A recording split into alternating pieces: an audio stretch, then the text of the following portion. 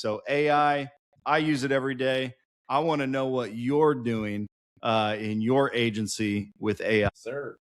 So I've got a bittersweet, relationship with AI because I feel like one, it's taken over a lot of industries, which it's good sometimes for our industry because there's a lot of people who are high quality people we don't never come across, but they're looking for opportunities that won't get taken over by AI.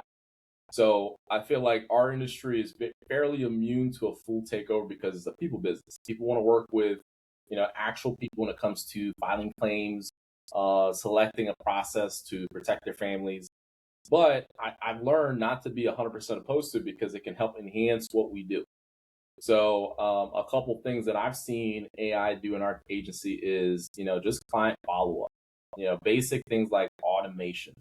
So a lot of people who have done insurance for quite some time have a book of business. And a good advisor should be staying in front of those clients at least once a year, checking on needs, making sure things are still good, seeing if there's any additional ways you can help. It's a good practice for anybody. So with a bigger book of business, there's a challenge in trying to do that every single year with every policyholder. So at some point, personally, I had a bottleneck where I think at this point now I have personally over 1,400 clients that I have protected since 2018. So that's my personal actually helping the families out. So it was getting challenging helping service those families, plus help build my team and develop my agency. So leverage the CRM that can help us with automations when it comes to getting in front of the clients, client birthdays. Of course, when we're booking reminders, they're getting the reminders. So that's saving you if you got 15 plus appointments a week and you're helping families, you're not having the time to text everybody, a day before, 30 minutes before the appointment, you're going to say, let me use software like that has AI that can send those automations for me. So I think a lot of our team right now is seeing the power of just using that. One edge of it that I'm kind of like still kind of on the edge of it is using it for automations on the dialing side. So I'm not a huge fan of like robo dialing because I think that can kind of blow up the client and they can feel a little bit more like it's aggressive. But I think like using a dialer where it can read off a CRM, keep you in front of your clients, can help with the efficiency of an agent. Because we got people who come here part time, old school like we used to do back in the day, Dagen, with our phones. It can take more time, but if you use the right type of system, you can get in front of more people in a faster time with the right dialer to the CRM. So it's just, I think it's just balancing the power of AI without letting it overtake the business. So that's how we're using it. Okay. Well, I've got an important question for you. So you're telling me that my insurance agent right now, when he texts me or sends me an email, that's not him thinking about how good of a customer I am. That's just an automation. I might have put out a little no secret, but yeah, that is the automation. And don't be mad at us because the reason I picked this up was actually when I went to the car auto mechanic shop. I saw my mechanic and sent some reminders. I said, well, if he could do it, I could do it too. He Right, had some right. CRM. I was like, okay, it's okay for us to do it too.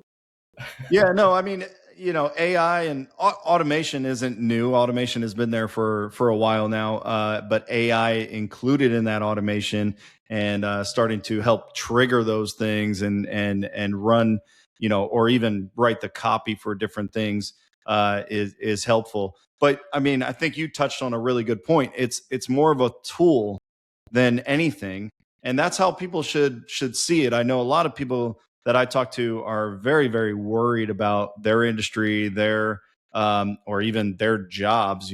Some friends, neighbors, they're just worried about their jobs getting taken over, and that's just.